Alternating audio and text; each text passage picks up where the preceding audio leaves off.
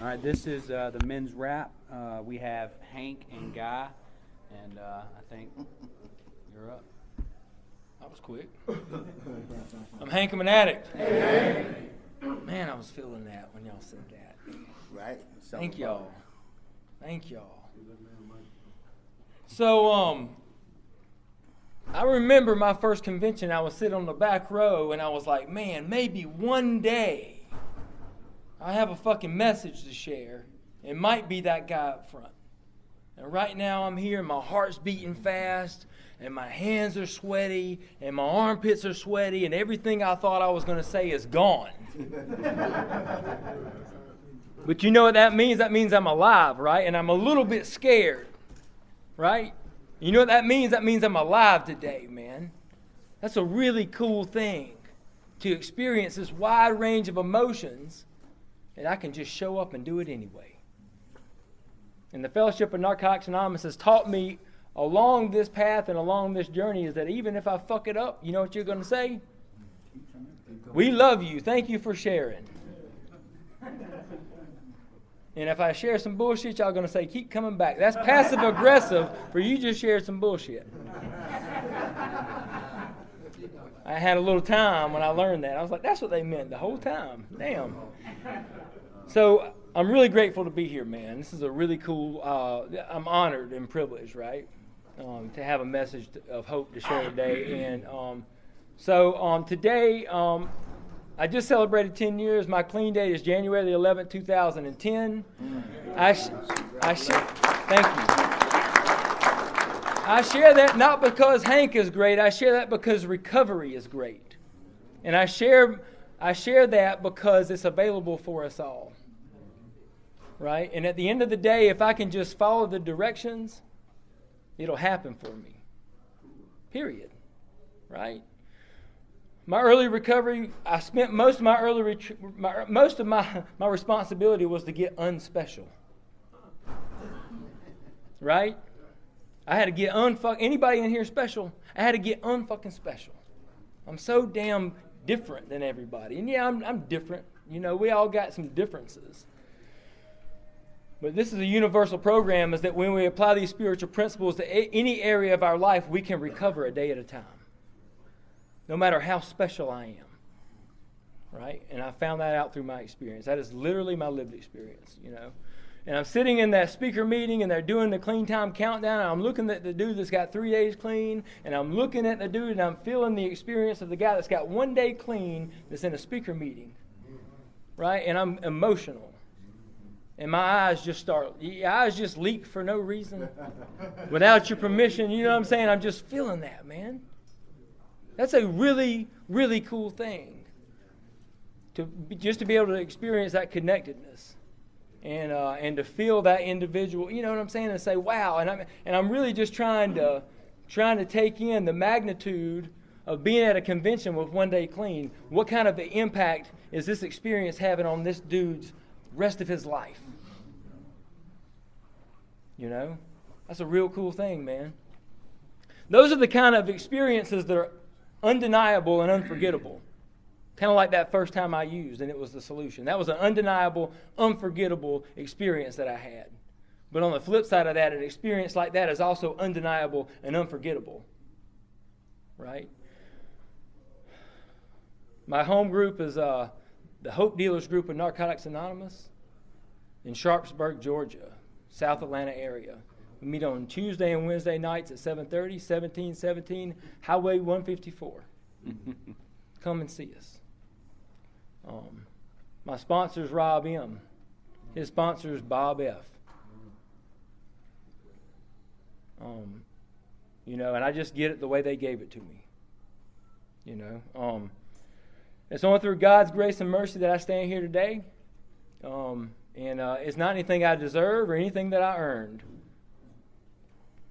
Grace is a gift. It's a gift, man. It's not about being worthy of it. It's about just taking the gift. It's a gift. Take it. Right? Grace and mercy, man. It's a really cool thing. You know? I want to say welcome to the newcomer. If you're new, welcome. Welcome to the newcomer, man. man. You are the most important person in Narcotics Anonymous. We can only keep what we have by giving it away. I'm really glad you're here. And one of the things I think about, like this is a men's meeting. It's a men's rap, and it spells R-A-P, and I'm not going to rhyme for y'all. Y'all don't want to experience that, okay? So I'm just going to share my experience. And when I got here, I was 32 years old, and I looked like a full-grown man because I had a job, I had a wife. I actually had a second wife. And I had 4 kids. I had a bank account. It was overdrawn, but I had a bank account. Right? And I looked like a full-grown adult, but when I got here, I was actually like emotionally like 12. Right?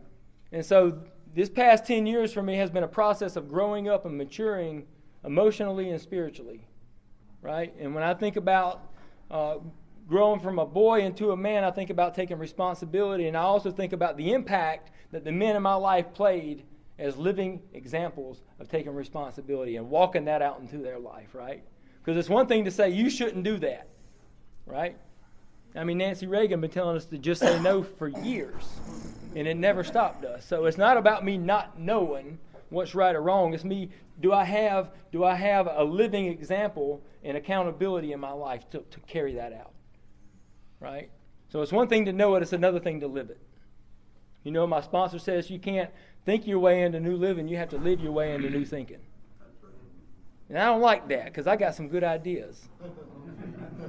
And I want to change my life overnight on an idea that I came up with, right? And the third step states very clearly that the word decision implies action. That if I've truly made a decision, it shows in what I do. And I used to think decision was sitting at home on the couch thinking about doing some different shit, but not doing shit different. I made a choice. Anybody ever said they ain't going to do it again? And mean it and do it again. That was my life. And I don't get into the what and how much because it doesn't really matter what or how much. And it talks about like unmanageability can be anything that causes me to be unmanageable in any area of my life. Any area. It could just be one area. It's worth addressing if it's one area. When I got here, every area was unmanageable. Right? I don't care how long you use. If you use 6 months and you're unmanageable and you're in this meeting, you're smarter than I am. I'm glad you're here. Right? I remember going to my first meeting and they were talking about all the things that they had done. I said, shit, I don't belong here. I ain't done none of that shit. But I was also 15. Right? I shouldn't have done all that stuff. You know? So for me, man, early recovery was about getting unspecial and following direction. Just do it. I don't believe in it. I don't know what they're talking about. I don't have any experience with it. I'm scared. Do it anyway. Just do it anyway. Just do it anyway. And this is the deal, man. Recovery will work without your permission. Mm-hmm. It's like going to the gym. You ever go to the gym and lift weights? Whether you want to get bigger or not, you just will. Right? If I just follow the direction, whether I believe in it or not, it will happen for me. It'll happen for me. Right? This is the deal too, like I have to get better on purpose. Getting better doesn't just happen. I used to think I was on a run of bad luck. It was just the initiation process. This shit will be gravy one day. It's just the initiation process, right? That's what I said after serving 3 years in the penitentiary. That's just part of it, right? Served 3 years in the penitentiary, man. I got that out of my way. Now I can go and use successfully. And come to in the holding cell 3 months later. Again. Right? So, trying to get unspecial, man. You know, it's pretty important. I think about the last white key tag I picked up. Last white key tag I picked up was on a Monday night at the Ultimate Weapon Group of Narcotics Anonymous on New Hope Road in Fayetteville, Georgia. It was a rainy Monday night in January. When you walked in, I sat second chair to the left, and that's where I took my last white key tag. I remember that shit, man. I remember. You know, I made meetings for, everybody else thought I needed to be here but me. Yeah, I was the last one. Oftentimes, we're the last one to know. Like, I knew I had a problem, but it wasn't as bad as y'all's problem. You know? So, man, the gift of desperation. It's a gift, man. It was a gift. It was a gift, man. Desperation, I used to say this, I don't believe in God. I do not believe in God, but let me get in the back seat of that police car. I'm praying. Then I'm praying. I know we ain't talked in 2 years, but God, if you get me out of this one, and I mean it.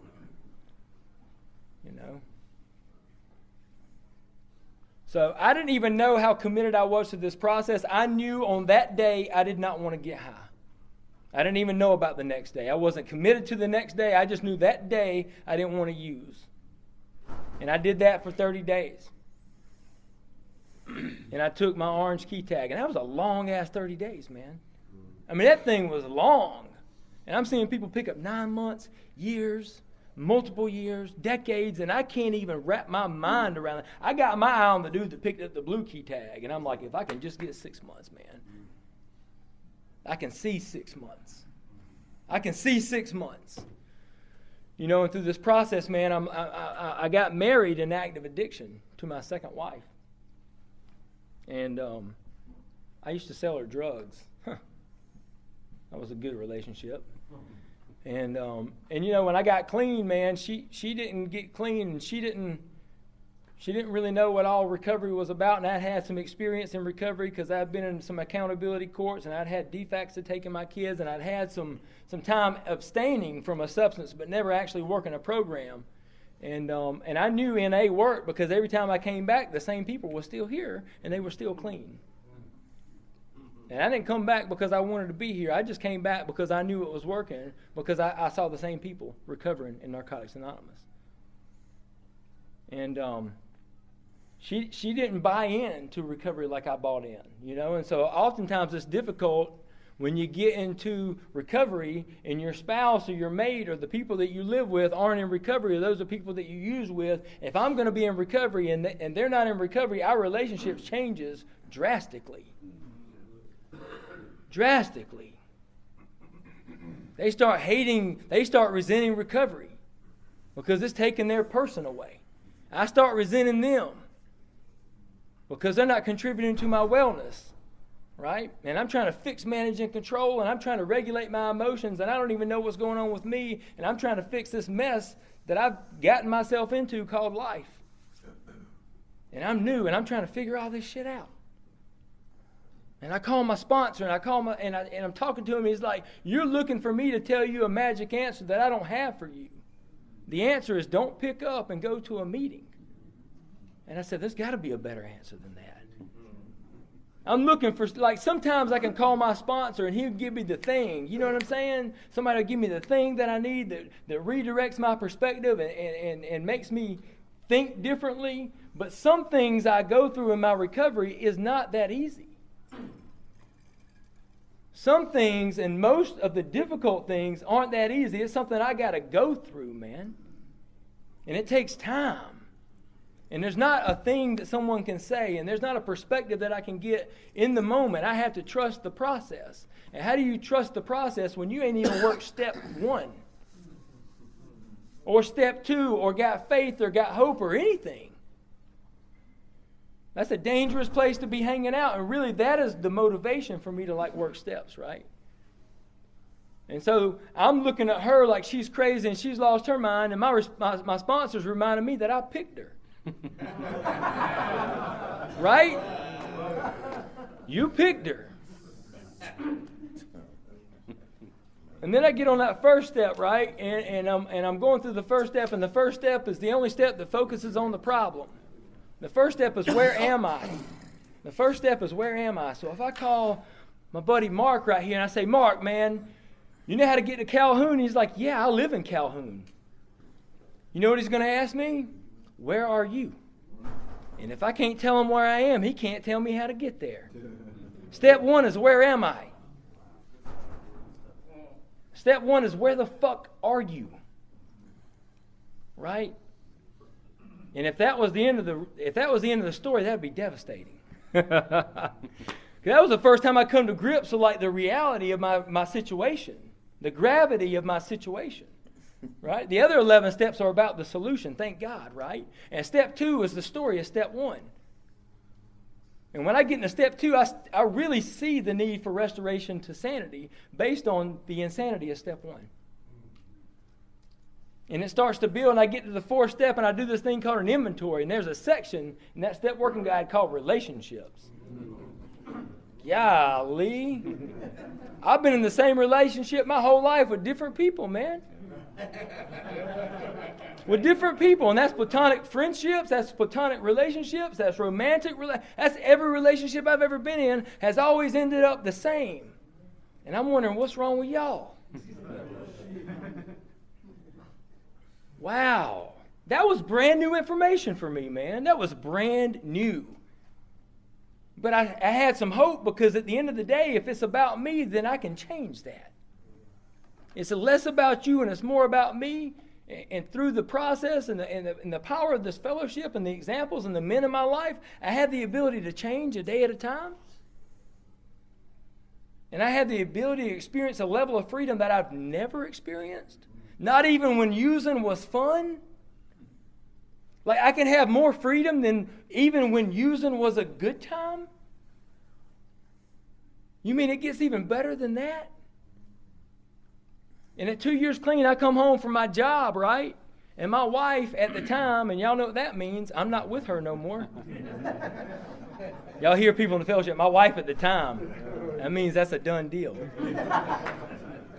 My wife at the time, I got 2 years clean, and I come home from work one day, and my wife at the time says, I don't know who you are anymore. And I thought we were going to high five and have a celebration, and she said, I want a divorce. At 2 years clean, in the fucking program, with a home group, with a sponsor, actively working steps, in the process of this spiritual awakening, the best shit that's ever happened to me in my life, and she wants a divorce. And I'm devastated. And this is the deal. It's not about if life showed up, it's about when it shows up, because trust me, it happens. And had I not done the work in year 1, I'd be doing dope in year 2, no questions asked. But I had worked enough steps and I'd had enough experience in this process to know that God had me no matter what. That the fellowship had me no matter what. And I'd taken this job, man, in this entry-level position. I was changing career paths, right?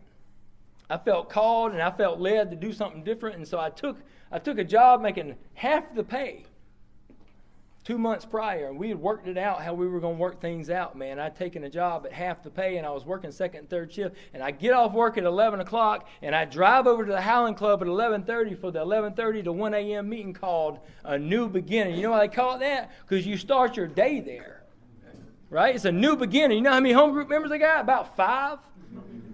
But them jokers are serious, man. You catch somebody at a midnight meeting, and that's their home group, and they're there every fucking day. They're serious. And I would go in there and I would talk about where I was at, and my buddy Lewis would say, it ain't nothing new, it's just your turn.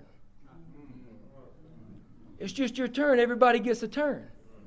And you got a responsibility to stay clean, because the next guy coming in behind you needs to hear your experience about how you got through this and didn't pick up and use. You know what I'm saying? And it becomes less about me and more about we. And I knew that God had me. I knew that He was preparing me for something better. But had I not stuck and stayed in this process, I would have never believed that. See, and part of the deal for me is I wanted to get just outside of desperation. I wanted to get just out. Desperation was the circle in the middle. I just want to get just outside the bullseye. The bullseye is red. You know, the other circle is the black one. And I wanted to live there. Just outside of desperation.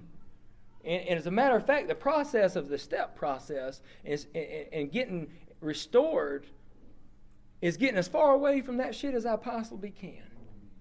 And not just living in the black circle outside the bullseye. I got to keep moving, man. I got to keep moving. And this thing, man, I left that house And I took it all the way back to the basics. I rented this condo. It was a 2-bedroom, 2-bathroom, fully furnished condo. This dude said, man, look, my mom's in a nursing home. We can't sell the place because Social Security or Medicare or whoever's paying for her nursing home stay will take all the money. I just need somebody to live in it. If you'll pay me $300 a month, you can live in this fully furnished. Right? It's God showing up for me. I didn't plan that. I ran into that. And I'm in school. Oh, by the way, when I got clean, I had a 9th grade education. Nothing wrong with a 9th grade education. Let me just point that out. Right? When I got clean, when my graduating class was walking the field, I was in the state penitentiary. Right? I went out when I was 18. I got out when I was 21. I came out worse than I was when I went in. Way worse. Have a nice life. Nobody called to check on me. Hey, I know you just left the penitentiary 2 days ago, and you don't know what the fuck you're doing about living. How can we keep you from coming back here? Nobody called to say that. Nobody. They said, go get a job with a 9th grade education and 6 felony convictions, or we're going to violate you. What the fuck? Who's hiring me? So I had gone back to school, and when I say I went back to school, I had to go way back to school. 33 years old, back in school. You know what I did? I sat on the front row with my pen and my pad, and I took notes, and I was engaged. And you know what? I did pretty good. And I did okay, man, and they told me, you know what, you should continue this process. Let me tell you about some of this financial aid because you got 6 felony convictions. Let me let you know, man, you have more of an opportunity to go back to school and more funding because you're high risk. Why don't you take advantage of your situation? I paid about $1,500 to go back to school. And you know what, man, I was living in this 2-bedroom, 2-bathroom, fully furnished apartment or condo with 2 roommates. We split everything 3 ways. I spent $170 was what I paid every month. Everybody paid $170. And that paid for our rent and our utilities. That was awesome. I didn't have no cable. I didn't have no TV. I had no fucking internet. But I was the freest I'd ever been in my life. 2 years clean. Freedom. I knew I was passing through, man. I just knew I was passing through. And at 3 years clean, my wife is continuing to use more. And my sponsor, this is the kind of folks I got in my life. My sponsor says, how long are you going to wait on her to get better before you take responsibility for your kids? What an asshole.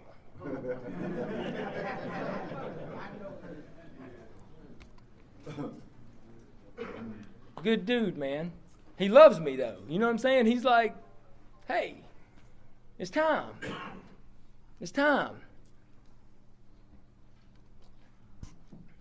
And so I start this sort of process of entertaining, and this is where my self-centeredness comes in. You know what, man? Because my kids, they're girls. They're preteen daughters. And the self-centered part of me says, how is me taking my kids on full-time going to affect my lifestyle? That's the self-centeredness of me. I just got to be real about it. The freest I've ever been. I'm happily divorced. Experiencing these new levels of freedom. I got a service commitment on every subcommittee. You know what I mean? I'm living my best damn life. I'm going to school, making meetings, going to work.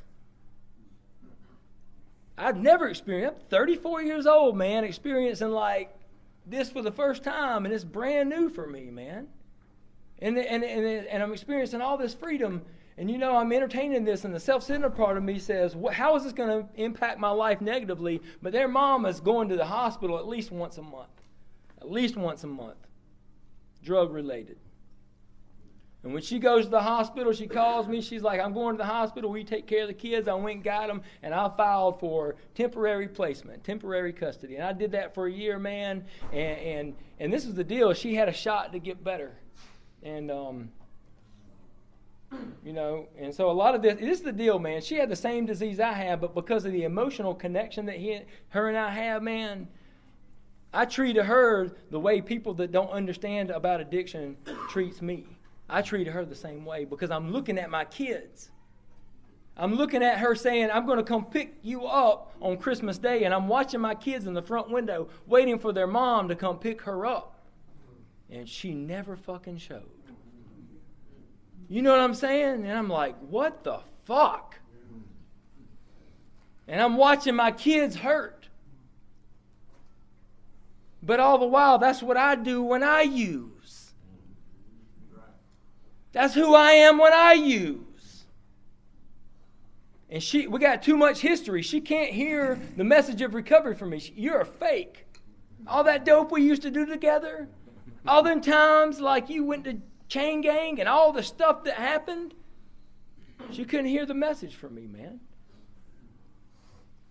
And at 4 years in recovery, right, I'm in the same courtroom. I got sentenced to 3 years in the penitentiary, and I got full custody of my kids, right? And that was a blessing, right? But also it's devastating because if she would have got her shit together, it would have never happened. But that was like God. So it was me, my sponsor, my mom, and for the first time in my life, I'm the fucking plaintiff. I've never been the plaintiff. I've always been the defendant. Always been the defendant. I've always been the defendant. And for the first time in my whole life, I wasn't the defendant. That was amazing. And they tried to use my recovery against me. They got me on the stand. Swear to tell the truth, the whole truth, and nothing but the truth. Is it true you're a member of a 12-step fellowship? Yes, it is. Luckily for all y'all, yes, it is. Yes, saved my life. And I got into all the benefits of recovery and everything that happened for me as a result of being in recovery, no further questions. And they try to shut me off, and I just keep talking about the benefits of recovery and everything that's happened for me, and it kind of backfired on them, you know. And get this, man, the last time this convention was here, was anybody here the last time I was here? It was 2014, right? 2014, it was Sunday. I was driving home after the closing speaker, and I'm driving home around 285, and my sister calls me. She's at my mom's because in 2014, I was living with my mom as a grown-up. A full-grown man living with my mom. I do what I got to do. You know what I'm saying? I'm raising my kids and trying to get my shit together. And my sister's over at my mom's, and my sister calls me, and she says, you got a letter here from the parole board. Can I open it? I said, please, God, do.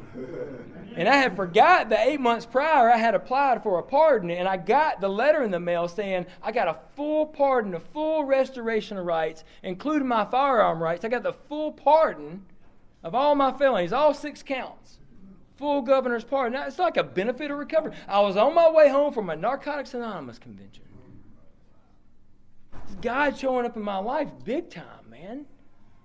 At 4 years clean, right? And at 5 years clean, man, I'm at work.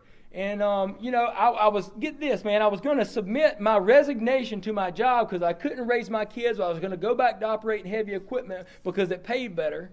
But I knew that if I left the field I was in, I needed 5 more supervision hours and sit for an exam before I actually could move forward with this new career that I was pursuing. And I knew that if I left the field, I probably wouldn't go back and finish that supervision hours. Man, I was a little bit heartbroken about that, but I also had an obligation to be responsible for my kids. And I was walking in that place of employment to submit my typed out resignation because I was taught that that's what we do is be responsible in recovery, right? And so I'm going to submit my resignation, and they interview me for a new position.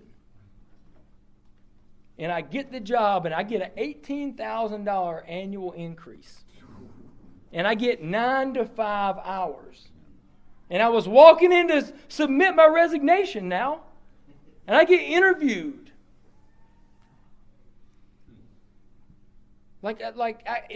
Typically the solution for me comes in the 11th hour, and I'm not in charge of it. My responsibility is showing up where I'm supposed to be when I'm supposed to be there.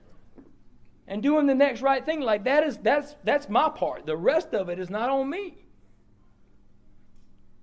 You know, I heard my buddy Jim said this the other day, and it made a lot of sense, man. And so for me, I hear people say, put God in the passenger, put God in the driver's seat, put God in the driver's seat.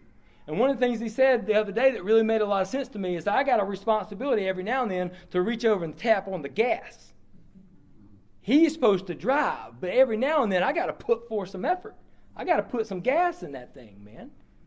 And that's how that relationship works. And it made a lot of sense to me when he said that. You know, and some of the hardest steps and principles for me to practice are the steps that involve God. Step 3, 7, 11 require the most work for me. I don't know about y'all, but I think how God works, that should require the least of me. Because he's God. Right? But for some reason, step 3, 7, 11 require more work on my behalf. And those are like action steps. All of them are action steps, but those are really action steps. So I'm walking through this process, right? And I get this. I never answer my phone at work, but my phone was going off. My phone was going off, and I look down, and it's my ex-father-in-law. Ex-father-in-law never called me. Ever. Dude never calls me. And so I step out of group. I take this call. He says, Rebecca is my daughter's mom, and says she's at Grady, an intensive care unit, and her organs are failing, and she's probably going to die. And if you girls want to see her before she dies, you probably want to go pick them up and take her. And at 4 years clean, I go home. I leave work. I drive home. I pick my kids up, and they look at me and say, they can tell. They say, "What's wrong with my mom?" And we drive up to Grady Hospital.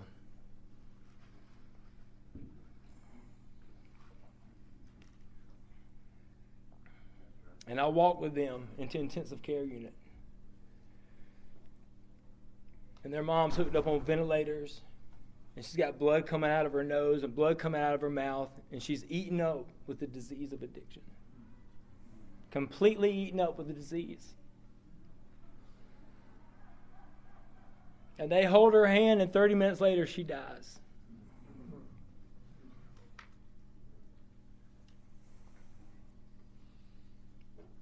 Recovery prepared me to be their dad.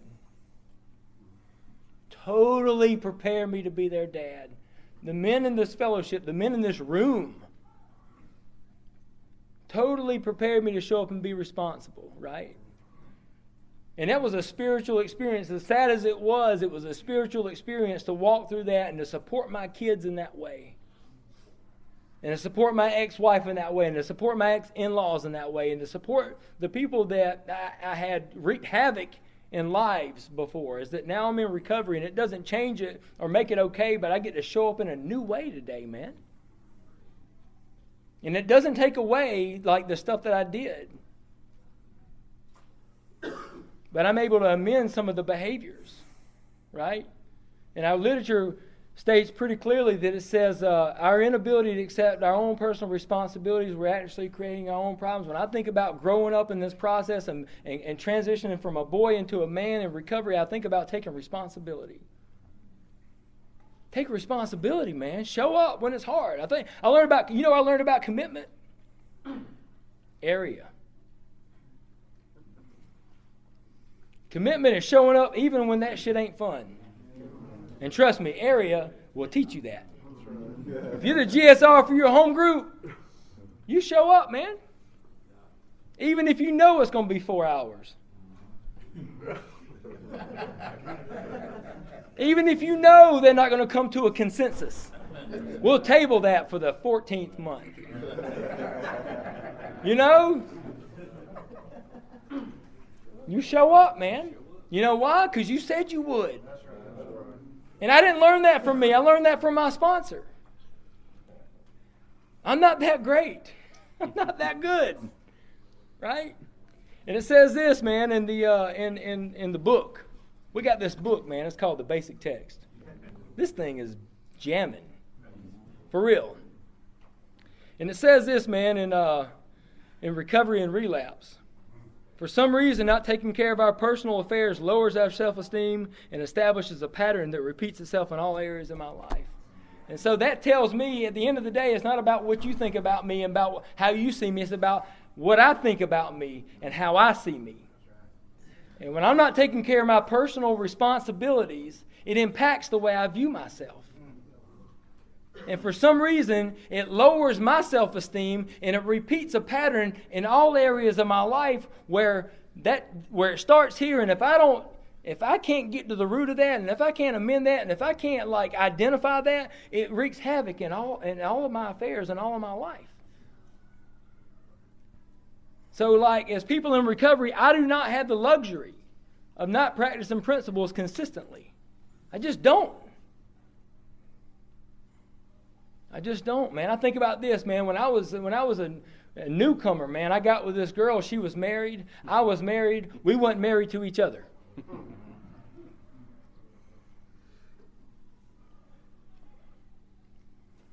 She ain't clean. She still ain't clean. I'm not saying that's my fault or my responsibility is on her, but like that shit is like, I was really close to using.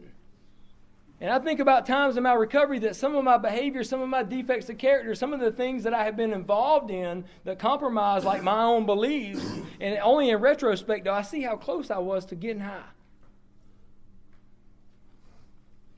From the behavior. Not willing to get honest. You ever keep some shit from your sponsor for like 2 months? Or longer? You know what I'm saying? Because if I'm going to him with it, I'm willing to get in the solution. You know? And then I walked through this process, 4 years clean, 5 years clean, man, and every year has been different for me, man. 6 years, one of the hardest things for me has been relationships. Right?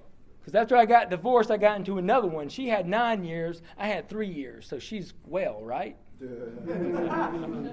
She was off the chain. She would come and sit in my home group and share at me.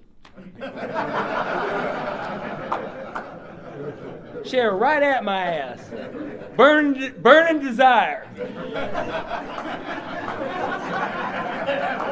I'm like, golly, man. You ever show up to an NA meeting and done some shit with somebody in that meeting that you feel like maybe you can't go in there because her car's in the parking lot? I never want to live like that again. I never want to live like that. I never want to be able to, I never want to show up to an NA meeting and feel like I can't go inside because of whose car might be in the parking lot. And you know who puts myself in that situation? Me. I got a responsibility to not put myself in that situation. Right? And then I get into this other relationship, and just to make sure that it was real fucked up and that it wasn't going to work, we moved in together.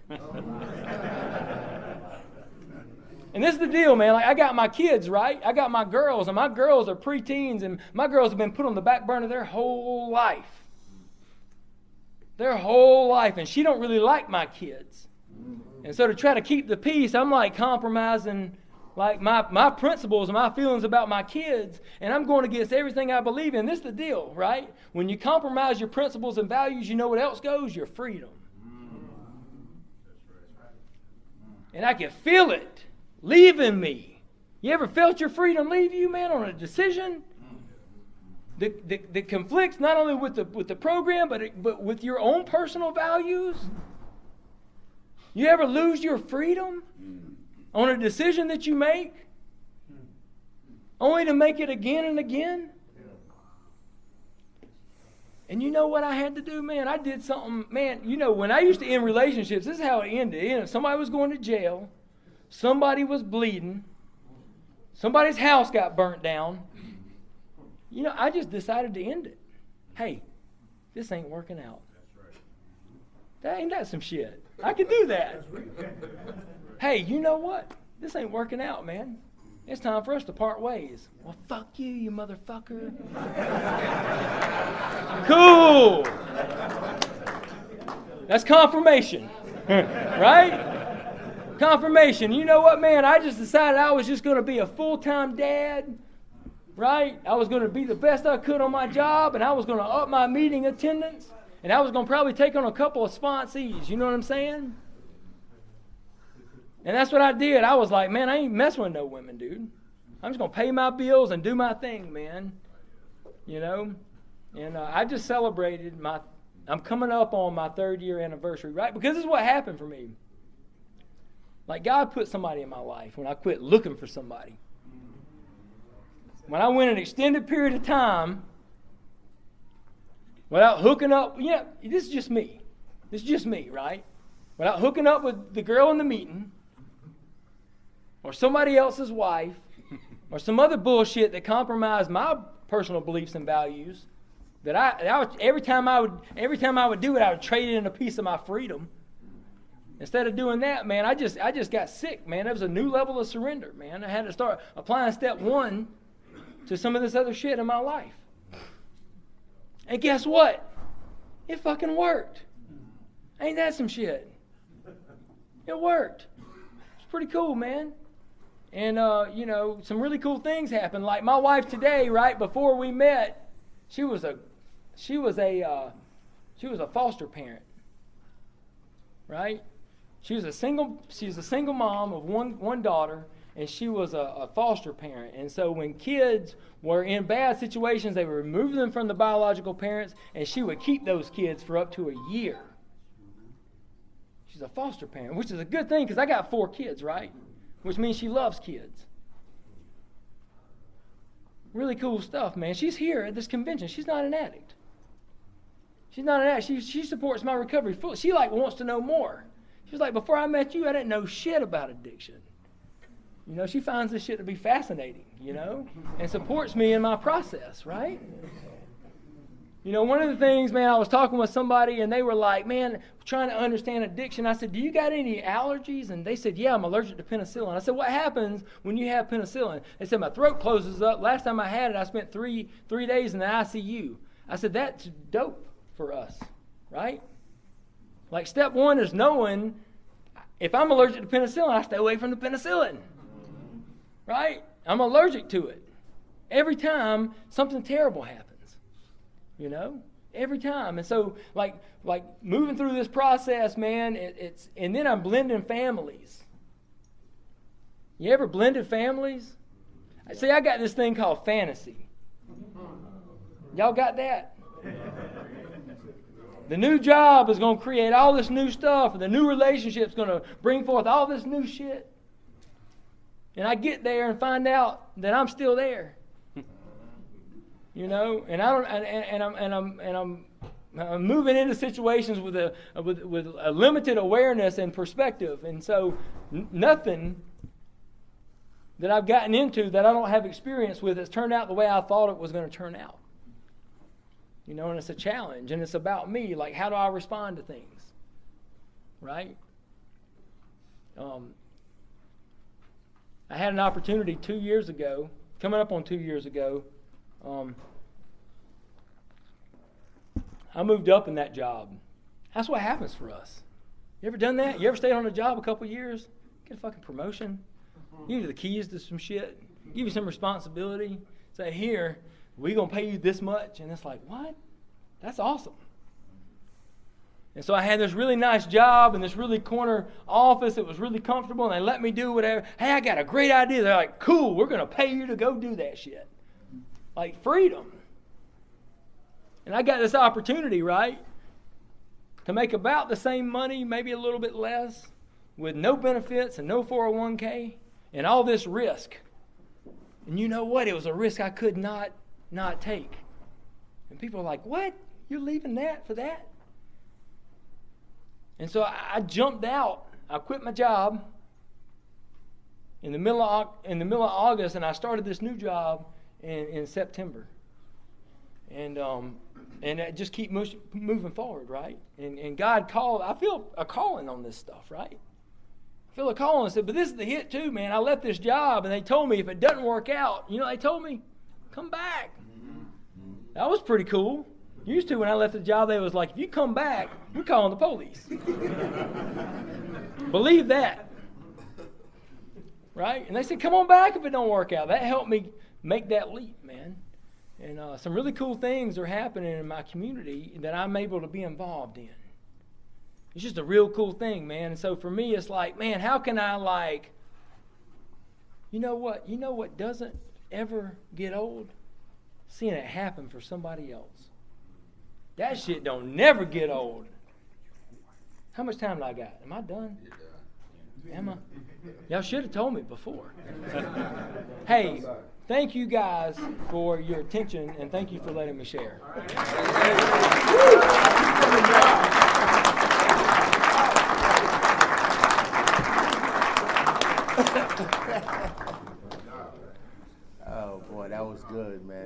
I was singing, man, them people love you, man. They brought you mad cups of water and shit. I was sitting up here dry. I said, what's up? Thanks, my man. And good to hear you share, Hank. And it's good to be here, man, in a group of, with the men, we're in a group of men. And there's power when men get together on the same accord. So I was really excited to be here. I need to stand up. I can't share sitting down. That's just me.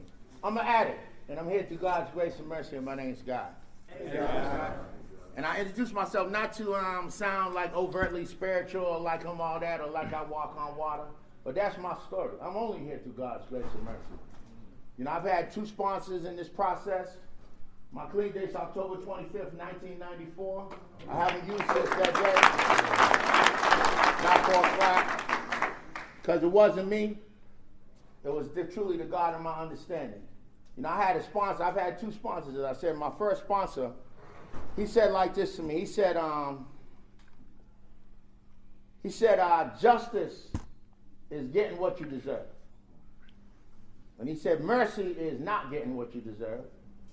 And grace is getting more than you deserve. So when I say I'm here through God's grace and mercy, I didn't earn a seat. I don't claim my seat. That's my true story. It was never my intention to come to Narcotics Anonymous and work steps and get clean and all that shit. I was homeless. That's how I was introduced to this program.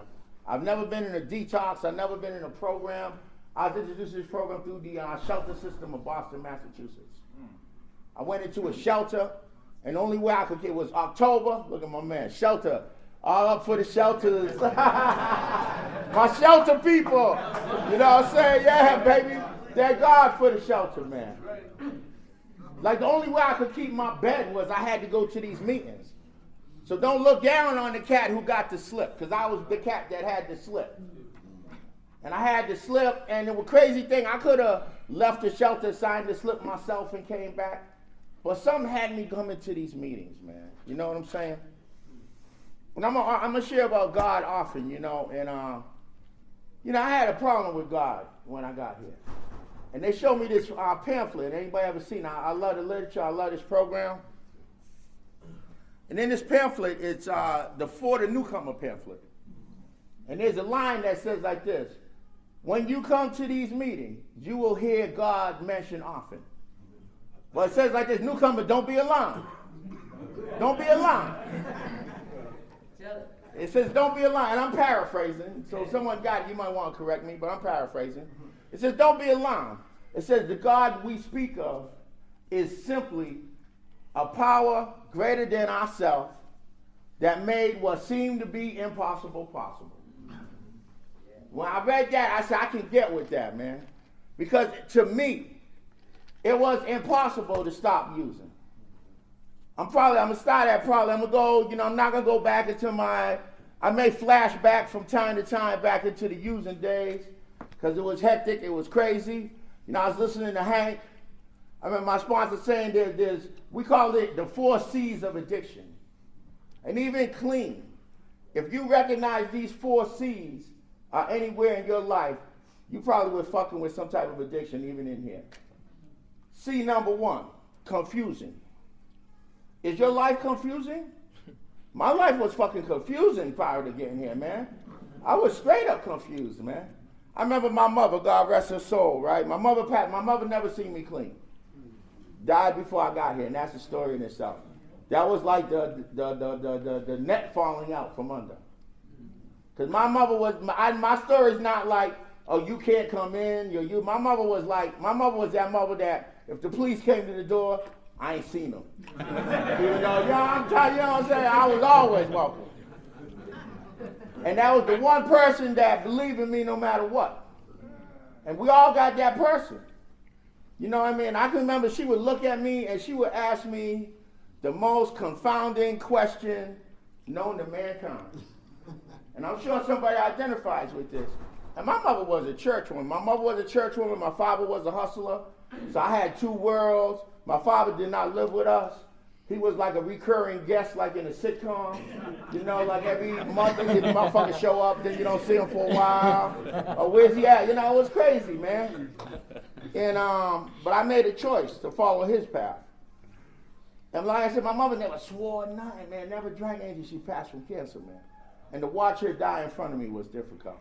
And I'm the youngest, I'm the baby. You know, I got an older sister, I'm my older brother, who I followed into the streets.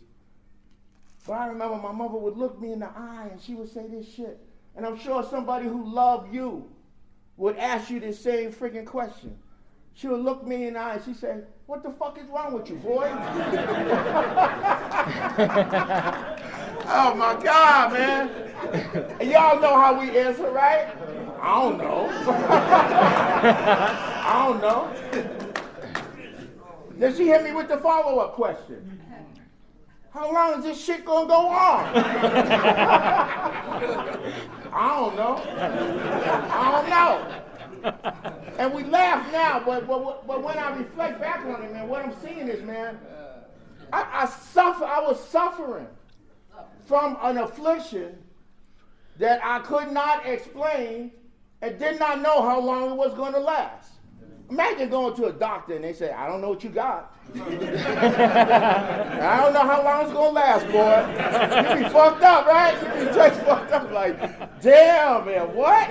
You know what I'm saying? No cure? Are you fucking kidding me? You know what I'm saying, man? So like, and I showed up, man. I said just keep this in mind, this date, summer 1994. Because everybody remembers your end game. They said if you don't remember your last day, it probably wasn't your last day. So I remember, I'm going to hit you with my end game. Up to that shit was crazy as fuck. But up to that point, man, like, I came off the porch at like age 10. By age 11, I was selling drugs in Roxbury, marijuana. Then, I graduated. I was doing clockers before the movie even fucking came out. You know what I mean? Just on the streets and doing that shit. In the church, in the streets at the same time. It was crazy, man. I was like a child prodigy preaching, but after church, I'm smoking weed, and it was like, and I was very confused, as I said. C number two, contradiction. Is your life contradictory? Are you doing one thing and saying another? That's addiction. C number three, compromise. Constantly compromising, man. I believe in this. Man, I believe in one thing until you come up, and if you got some shit, that shit I believe in don't matter no more. I'm going to believe in what you believe in because you got, you know what I mean? I ain't got no foundation. I'm like a man. Got to have a foundation. You got to believe in something, man. I'm like a leaf in the wind, man. I just float whatever direction seems best for me at the time. And the last one is conflict. So you got confusion, contradiction, compromise, and conflict, man. I'm in constant conflict with everyone and everything in my life. Why is that? Because I'm in conflict with myself, man. The battle for all of us, man, is always with ourselves, man. You know, help me out. This is my brother, man. Give me a hug, man. I ain't seen you since South Carolina, man. I love this dude, man. Do me a favor, man. I want you to say these two words. Inner, I-N-E-R, and me, M-E. I want you to say those two words 5 times real fast. Ready, set, go. Well, let's all do it. Ready? 1, 2, 3, 4. Let's go. Enemy, enemy, enemy, enemy, enemy. What the fuck it sound like? Enemy. I learned that here.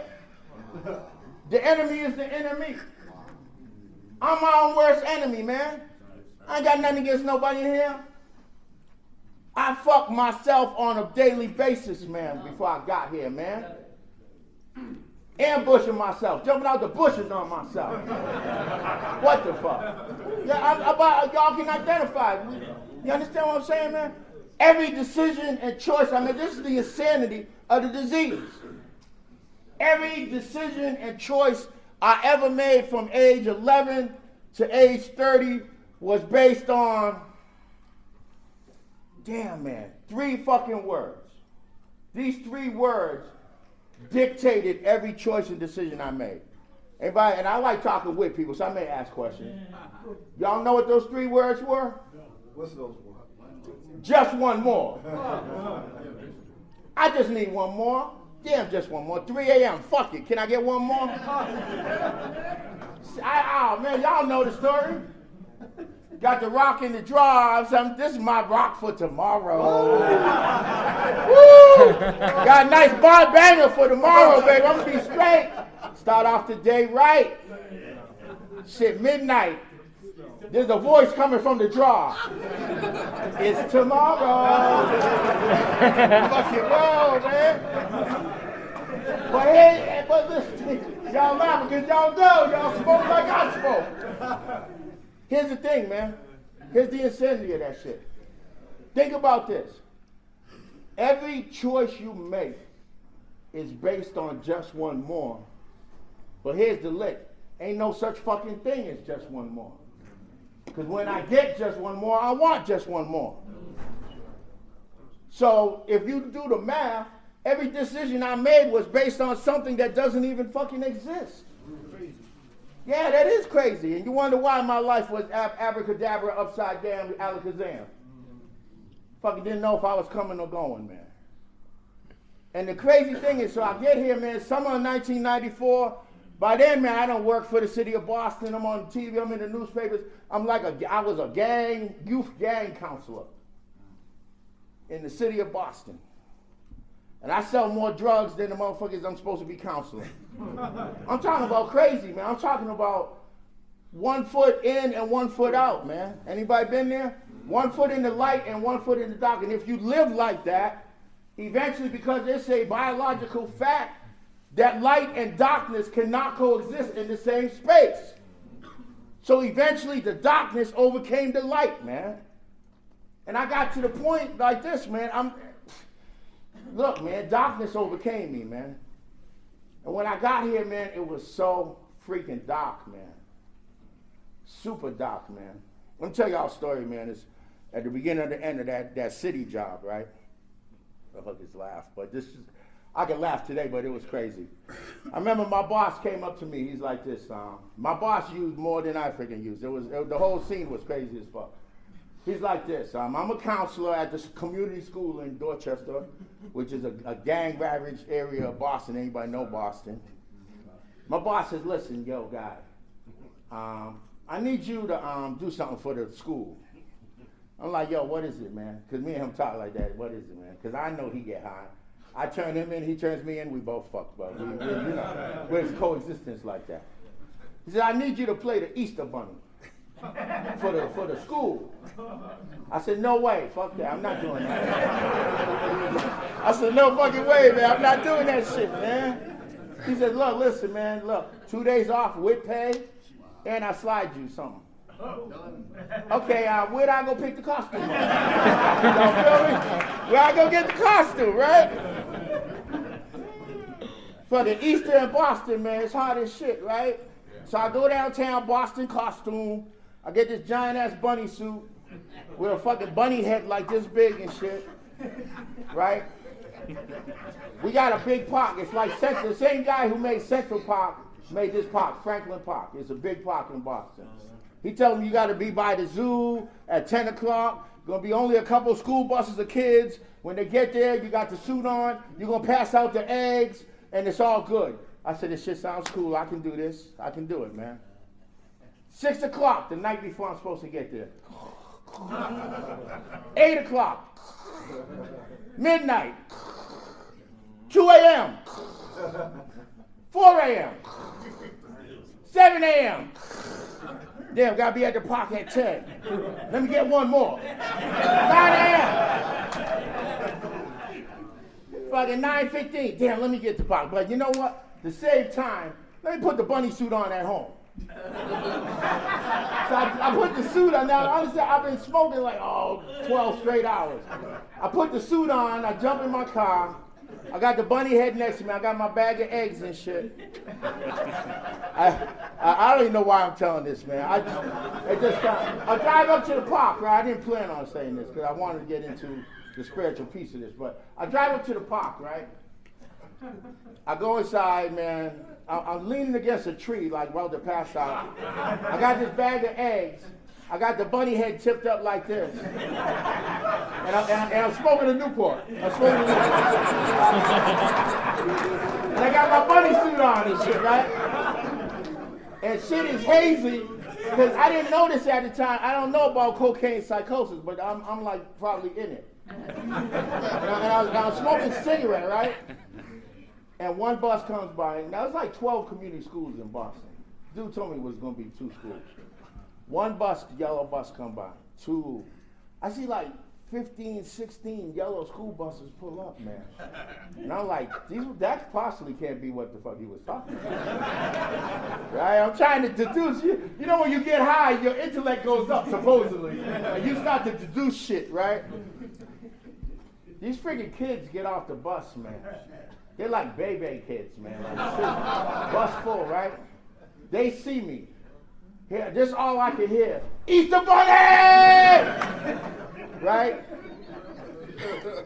And I'm like panicked now. I'm in a panic, man.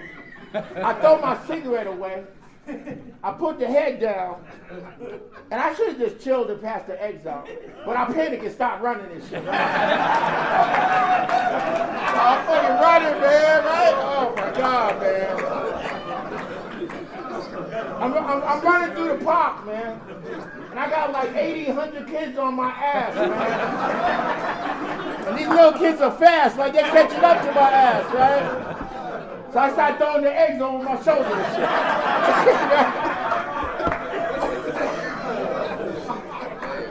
And I'm cutting through the park, I'm trying to zoom, like Gail says, I'm trying to make cuts and shit. I finally just threw the whole bag and kept running, man. I run out the park on the other side. In the background, I can hear the kids like this. Yeah, we got that motherfucker. I was like, oh, shit. Fucking crazy, man. Then I realized I was like 4 miles from my car and shit, man. So I'm walking down the street to my car, and I got the bunny head in my hand, and I'm sweating like a runaway slave. And people are driving by, beeping the horn. Easter Bunny! And I'm like, fuck you! And like Hank said, shit like that would constantly happen to me, man. And I would say, oh, it's bad luck. It was just, luck of the draw. But I didn't realize it was my poor choices and decisions, man. And that I was slowly losing my mind, man.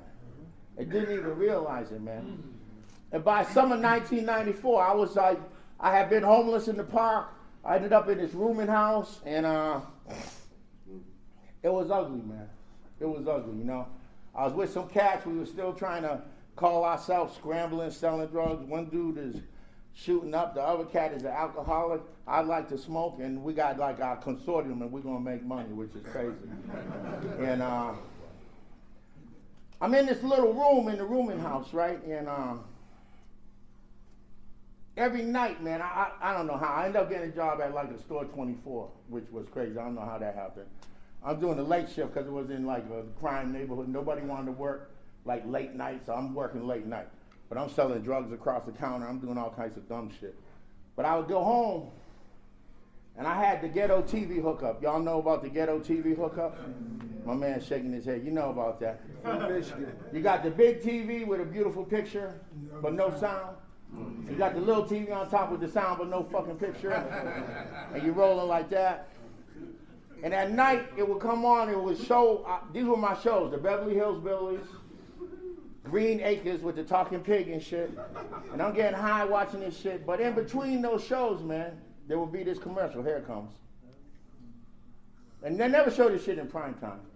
Remember, summer 1994, do you have a drug problem? 3 a.m., watching the Beverly Hillbillies with a pipe in my hand, yeah, I probably do got a fucking problem, man. And that shit caught my attention, man. I would check it out, and my man, they would say, and I don't remember the name, but it was something like, if you have a problem, you can come to Shady Acres. And I was like, oh, fuck. I'm looking at my little blurry screen, and motherfuckers are running into picnics, and they're riding horses and shit. And I would go back on the block the next day, and I would be like, fuck y'all, I'm going to Shady Acres. They'll be like, get the fuck out of here. You ain't going nowhere. But I'm saying that to say like a seed was planted. And I knew I had, and you know what? Thank God I didn't have no insurance, no job. Thank God Narcotics Anonymous don't cost nothing, bro. Because this is where I ended up coming. I never made it to Shady Acres. But I came here 25 years later. Here I am now.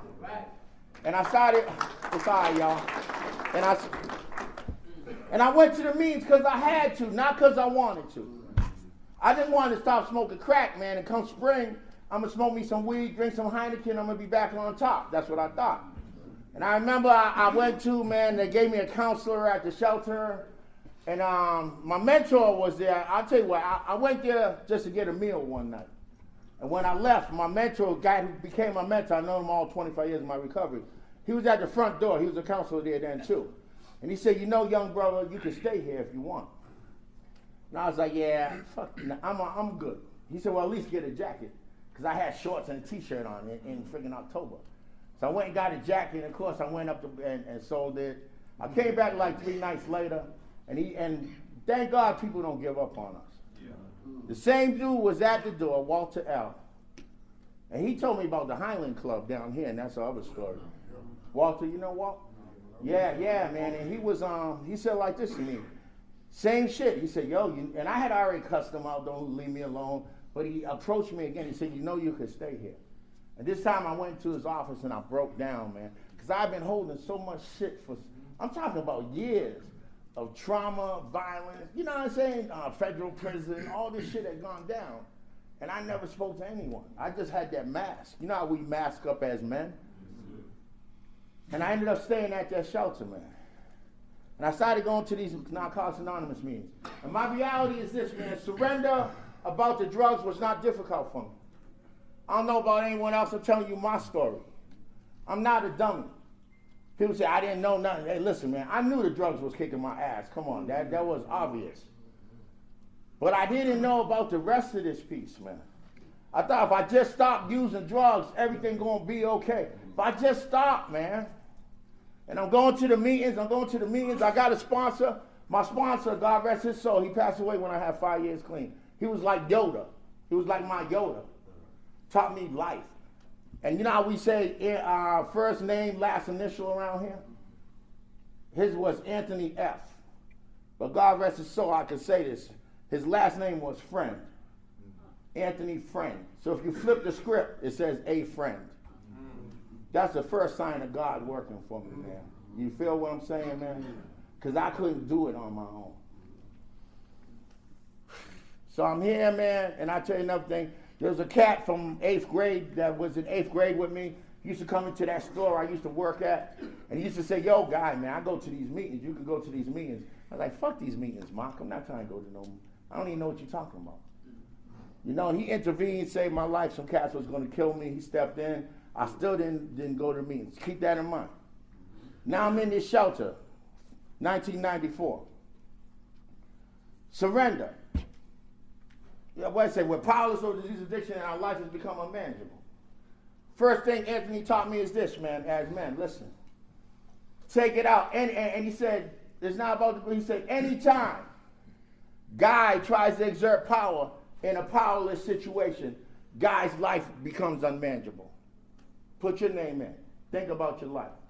Anytime guy tries to exert power in a powerless situation, guy's life becomes unmanageable. So what's the key to this thing? Serenity prayer, we say all the time. Courage. Change the things I can. Wisdom. That's the key. You got to get some wisdom up here, man. Wisdom to know the difference. Know the difference when I got some juice and when I don't. And being humble enough to understand that when I don't have any juice, back the fuck up. You ain't got no power, man. You try, and that's happened through my life. You know, the marriage, I'll get to the marriage if I got time. I'll get to the marriage piece, man, where I try to exert power. I'm going to save her. And the more I tried to save her, the more fucked up the marriage got. But I get to end, man. And then, you know what? Step 2 is the key. For me, step 2 is the key to this whole scenario, bro. Because once we surrender, we're left with a void, man. Let me just read something. I normally don't read, but let me read something real quick. It says like this. The first step is left a vacuum. Even when we admit that listen to this, even when we admit that we need help with our drug problem, many of us will not admit the need for faith and sanity. I was one of the many. Even when we admit that we need help with the drug problem, many of us as men will not admit the need for faith and sanity. In step 2, man, in the step working guide, listen to this. This is what it says. We find a power greater than ourselves capable of. Now, we all know about the process here. Stop using, lose the desire, find a new way to live. Gentlemen, you can't do 2 parts of a 3-part process and think this shit's gonna work for you. I stopped using, I even lost the desire, but I continue to live the way I was living. And wonder why I didn't find a new way to live. And wonder why this shit ain't working for me. Why is it working for him? Why isn't it working for me? I'm not using. I even lost the desire. But I'm not, anybody understand what I'm saying? Mental, physical, spiritually, / emotional. Physically, I'm not using. Mentally, I'm clearing up. But emotionally and spiritually, I don't want to touch those areas. And I wonder why I'm still stuck like Chuck without a fucking tow truck. Stuck. Listen to this process. A power greater than ourselves capable of 1, healing our hurt. We come in here to heal, man. I can't heal. Like he said about the whole direction shit. If I don't tell you where I'm really at and what's going on, how can I heal, man? 1, heal our hurt. 2, calm our confusion.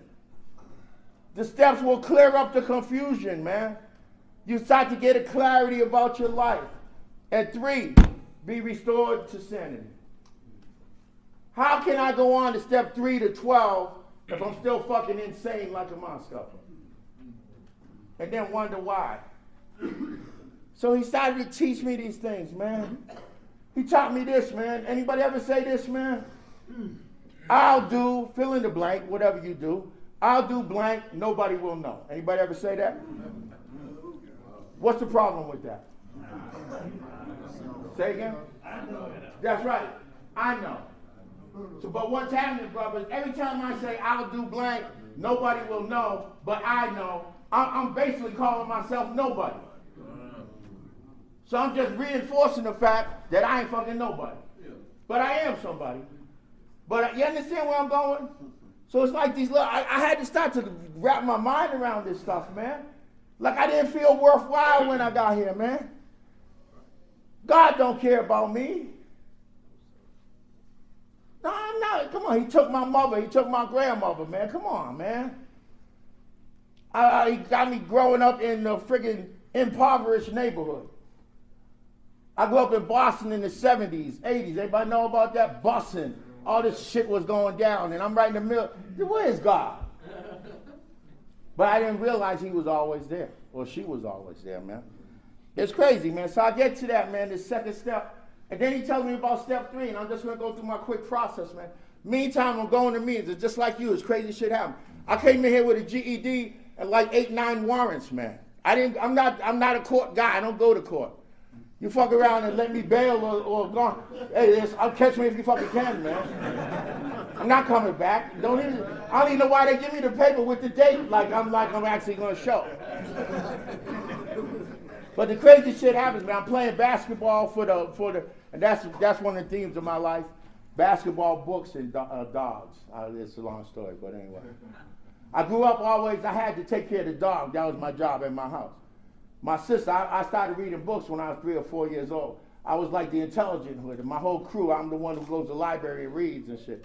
My first arrest was breaking into a library, federal offense. So we had a club, and I said, there's good furniture in the library, guys. Let's go in there. But anyway. Great ideas, right? Hey, listen, man. My whole addiction, I played the role of Wile E. fucking Coyote, man. Great ideas. I was like Acme's #1 customer, man. Put a rocket on, I'm going to catch him. I run into the volcano. Next week, I'm buying some more Acme products and shit. But I'm there, man, and like I get arrested. I'm driving somebody's car I shouldn't drive. I got all these warrants. I'm in the shelter now. And I'm saying, damn, I'm going to these meetings. It looks like there's a light at the end of the tunnel. And now I got to go back to fucking jail. And I can remember that night, man, the night before I got to go to jail, I'm on the top bunk. I got an older cat on the bottom bunk on the 3rd floor of the shelter. He says like this, "God, you should pray." I said, "Pray? I don't pray, man. Prayer don't work for me, bro." He said, "No, you should pray." He's like hounding me, man. I said, "I don't pray. He said, but listen, this time, don't pray to not go to jail. He said, why don't you pray for God to give you the strength and the courage to deal with whatever the fucking judge gives you. Different type of prayer. I said, okay, I can do that. Next morning I go to court. I get like $100 of community service.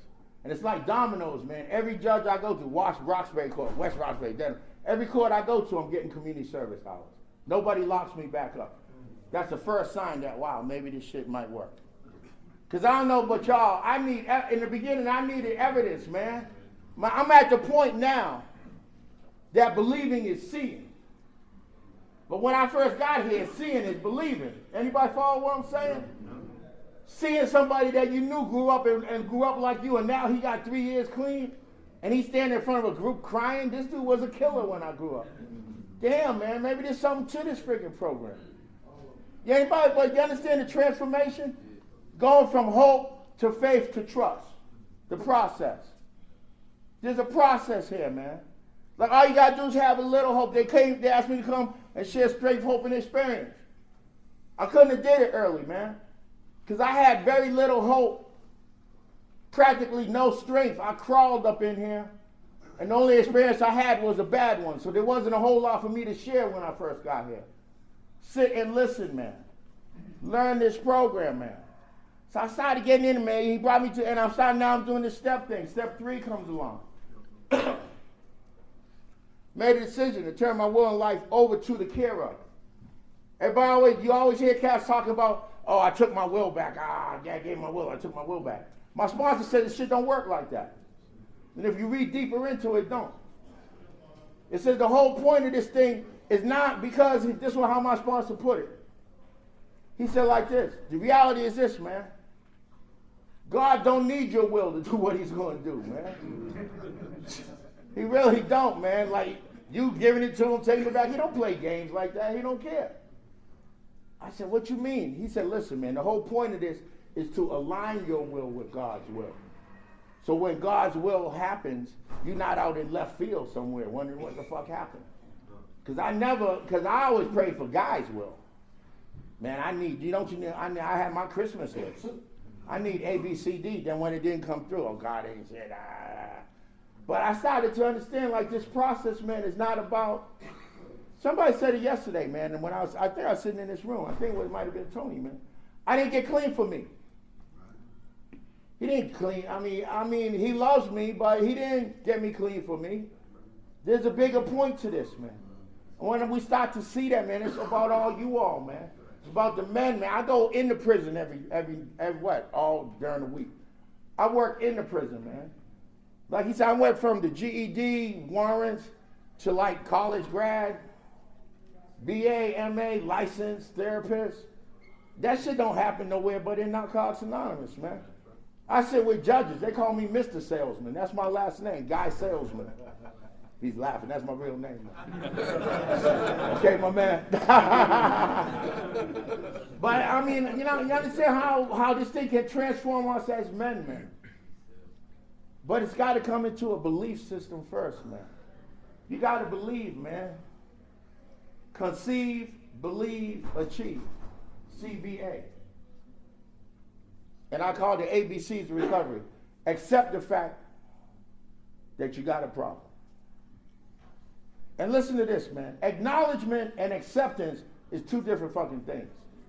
I acknowledge I'm an addict all day long, but I never truly accepted it in my heart. Anybody follow what I'm saying? I always thought, well, if the right circumstances was cool, then I could switch shit up. But I never could, man. So once I accepted it, then I got to believe something can be done about it. And then here's the trick. Here's number 3. Stop using. Accept. Lose the desire. Believe. Find a new way of life. Commitment. ABC. How committed are you to this program? People always say like this, oh man, I'm doing the program to the best of my ability. I roll my eyes. Come on, stop with that shit. Because here's the reality, man. Every man in here has the ability. Some your rate may be different than others, But everybody in here has the ability. So the question is not, do I have the ability? The question has always been my level of willingness. What am I willing to do to get better? Now cats come up to me, man, I've been with my girl 20-something years, man. It's time. I got to start. Okay. I got to leave my girl. Nah, I can't leave my girl. You ain't really willing. I'll do anything. You're not willing to do anything. I'll shut it down with this, man, because I only got a short time. I'll tell y'all a story, man, and I'll end with this. Story I was taught. There's a man. He's been away from his family 3-4 years. Y'all do the math. You figure out where he was at, whatever. He's got now his son is 9 years old, and he's got a wife and his son waiting. He's getting out soon. Everybody's excited that he's coming home. The wife goes, the wife and the son, they make this great come home, welcome home dinner, dad. And before he went in, him and the son used to do puzzles. So they go get a 1,000-piece puzzle of the world. And they said, hey, Junior, when dad gets home, y'all can put this puzzle together. Y'all heard it, right? It's great. Is it good? Should I continue? Okay.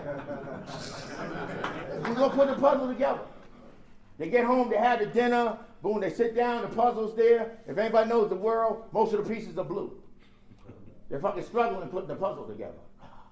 Dad gets tired, man. He says, yo, Junior, I'm just going to take a break, man, and we'll get right back to it. I just need like 15, 20 minutes. Okay, Dad, no problem. Dad, 20 minutes later, he comes with taps his father. He says, listen. Dad, come look. Puzzle's all put together. Father's amazed. How the fuck you do that, man? How'd you do that? He turns the puzzle over. 2 pieces is a fingertip. He says, Dad, listen. I turned all the pieces over, and it was a puzzle of a man. I put the man together, flipped it over, and the world was together. Point being, you get in here, don't try to put your world together. If you put the man together, the world will follow. Thanks for letting me share.